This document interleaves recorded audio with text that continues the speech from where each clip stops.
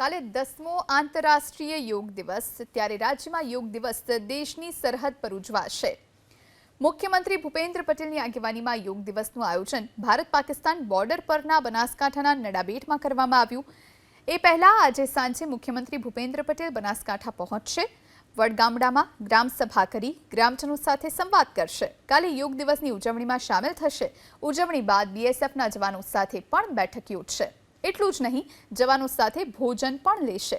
તો આ તરફ કેન્દ્રીય ગૃહમંત્રી અમિત શાહ અમદાવાદમાં આયોજિત યોગના કાર્યક્રમમાં ઉપસ્થિત રહેશે, જ્યારે સુરતમાં આયોજિત યોગના કાર્યક્રમમાં કેન્દ્રીય મંત્રી અને પ્રદેશ ભાજપ પ્રમુખ સી.આર. પાટીલ હાજર રહેશે। કાલે કેન્દ્રીય ગૃહમંત્રી આદરણીય શ્રી અમિતભાઈ શાહ સાહેબ અમદાવાદ ખાતે યોગા ડે નિમિત્તે જે કાર્યક્રમ રાખવામાં આવ્યો છે તેમાં હાજરી આપવાના છે। આદરણીય ગૃહમંત્રી શ્રી અમિતભાઈ શાહ સાહેબ કાલે સવારે અમદાવાદ ખાતે યોગા કરશે।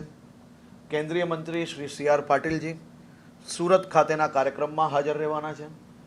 માનનીય કેબિનેટ મંત્રી રાજ્ય સરકારના સૌ લોકો અલગ અલગ જિલ્લામાં કાલે આ કાર્યક્રમમાં હાજર રહેવાના છે। જિલ્લા પંચાયતના પ્રમુખો, મેયરો, સૌ આગેવાનો, સૌ લોકોને અલગ અલગ જિલ્લાના અલગ અલગ કાર્યક્રમોની વ્યવસ્થાઓમાં જોડાવા માટેની જવાબદારી આપી છે। સૌ લોકો વહેલી સવારે કાલે યોગાના આ કાર્યક્રમમાં જોડાવાના છે। કેન્દ્રીય મંત્રી શ્રી મનસુખભાઈ માંડવિયાજી જે દિલ્હી ખાતેના કાર્યક્રમમાં હાજર રહેવાના છે।